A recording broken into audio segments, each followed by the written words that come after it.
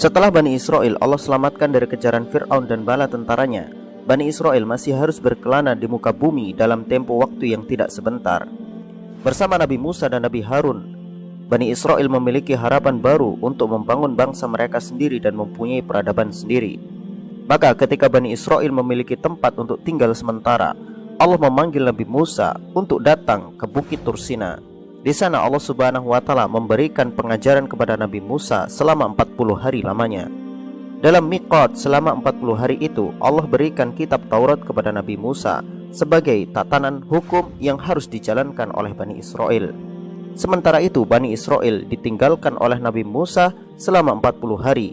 Tugas untuk membimbing Bani Israel dilimpahkan kepada Nabi Harun alaihissalam. Pada waktu Nabi Musa tidak ada itulah salah seorang Bani Israel yang dipanggil sebagai Samiri mengajak Bani Israel membuat patung anak sapi dan menyembahnya. Nabi Harun ternyata tidak mampu menghadapi kesesatan Bani Israel itu. Bani Israel tidak mempedulikan nasihat Nabi Harun karena bagi Bani Israel Nabi Musa lebih ditakuti ketimbang Nabi Harun. Samiri berhasil membuat patung anak sapi yang sangat indah menurut Bani Israel. Patung anak sapi itu jika tertiup angin akan mengeluarkan suara-suara aneh yang menurut Samiri adalah suara dewa sapi. Bani Israel yang cenderung dengan kesesatan itu pun percaya sepenuhnya dengan Samiri. Mereka lantas bersujud dan bersungkur menyembah patung anak sapi itu dan menjadikannya sebagai Tuhan selain Allah. Hal ini tentu sangat mengherankan bagi kita orang-orang yang berakal sehat. Bagaimana bisa Bani Israel menyembah patung anak sapi sedangkan mereka baru saja diselamatkan dari Fir'aun? Bahkan mereka melihat mukjizat Nabi Musa membelah lautan, dan bahkan masih ada Nabi Harun di tengah-tengah mereka. Ketika Nabi Musa telah menyelesaikan miqat selama 40 hari di Bukit Tursina dan mendapatkan kitab Taurat sebagai petunjuk bagi Bani Israel, maka kembalilah beliau ke perkemahan Bani Israel.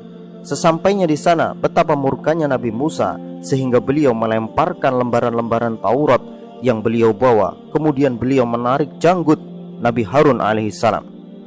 Bahkan dikatakan dalam sebuah riwayat, karena genggaman tangan Nabi Musa dan saking takutnya Nabi Harun dengan kemarahan Nabi Musa, jenggot Nabi Harun langsung memutih sebagian, sehingga jenggot beliau berwarna belang, hitam dan putih. Nabi Musa berkata, "Wahai saudaraku, bagaimana bisa kau biarkan kesesatan menguasai Bani Israel?" Nabi Harun menjawab, "Wahai saudaraku, aku telah menasihati Bani Israel dan mengingatkan mereka agar tidak menyembah patung anak sapi itu, tetapi mereka mengabaikanku dan bahkan mengancam membunuhku." Melihat kemarahan Nabi Musa, Bani Israel tidak berani berkata sepatah kata pun, hingga Nabi Musa memanggil Samiri dan bertanya, "Apa yang membuatmu melakukan seperti itu, wahai Samiri?" Tanpa rasa bersalah, Samiri berkata, "Aku mengetahui sesuatu yang tidak mereka ketahui, maka aku mengambil segenggam dari jejak Rasul, lalu aku melemparkannya.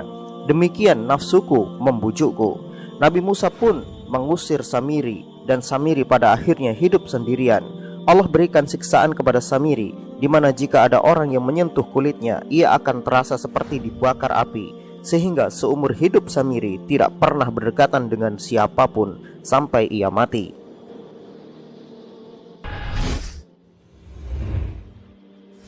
Ketika amarah Nabi Musa mereda, beliau mengambil lembaran-lembaran Taurat. Kemudian beliau mengumpulkan seluruh Bani Israel untuk diminta bersumpah setia kepada Allah Subhanahu wa Ta'ala dan ketaatan mereka untuk menjalankan hukum Taurat tanpa menolak satu pun dari hukum-hukumnya. Nabi Musa berkata kepada mereka, "Ini adalah kitab dari Tuhan kalian. Di dalamnya tertulis hukum-hukum apa yang halal bagi kalian dan apa yang haram bagi kalian, serta tertulis semua hal yang wajib bagi kalian. Maukah kalian menerimanya?" Bani Israel berkata, "Wahai Musa, bacakanlah dulu kitab itu kepada kami. Setelah kami tahu isinya, barulah kami bisa memutuskannya." Jawaban Bani Israel ini sungguh luar binasa. Mereka kira sedang tawar-menawar harga singkong apa ya. Nabi Musa mengulangi lagi pertanyaannya sampai 3 kali, dan jawaban Bani Israel juga tetap sama. Intinya, jika isi kitab itu sulit, mereka menolak. jika mudah mereka akan terima. Inilah tipikal kaum yang suka bermain-main dengan hukum Allah. Wajar jika setelah Nabi mereka wafat, kitabnya pun dirubah dan dipalsukan.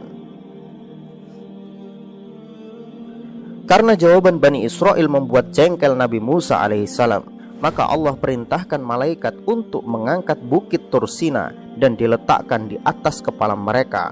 Hal ini Allah subhanahu wa ta'ala jelaskan di dalam Al-Quran sebagaimana firman-Nya, dan ingatlah ketika kami mengambil janji dari kalian dan kami angkat bukit Tursina di atas kepala kalian, maka terimalah apa yang telah kami berikan kepada kalian dengan keteguhan, dan ingatlah apa yang tertulis di dalamnya supaya kalian bertakwa.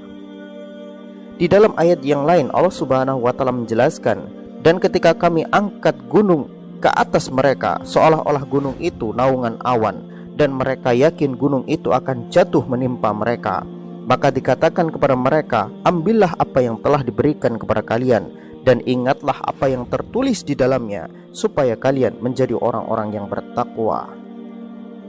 Maka Bani Israel bersujud keseluruhan dengan separuh wajah di tanah dan separuh melihat ke langit, khawatir kalau gunung itu benar-benar jatuh. Maka karena taubat mereka, Allah subhanahu wa ta'ala perintahkan malaikat untuk mengembalikan bukit Tursina ke tempat semula. Sejak saat itu Taurat menjadi hukum Bani Israel dan mereka wajib menjalankan isinya. Tetapi menjadi sebuah pertanyaan, apakah Bani Israel benar-benar kapok untuk tidak melanggar hukum Taurat? Ternyata tidak. Setelah sekian lama perjanjian itu dibuat, mereka pun lupa tentang bagaimana mengerikannya bukit Tursina diangkat di atas kepala mereka, sehingga mereka pun mengakali hukum Taurat dan melanggar ibadah pada Yaumus Sabat atau hari Sabtu, sehingga Allah kutuk sebagian mereka menjadi babi dan kera karena pengkhianatan itu. Wallahu a'lam bishawab.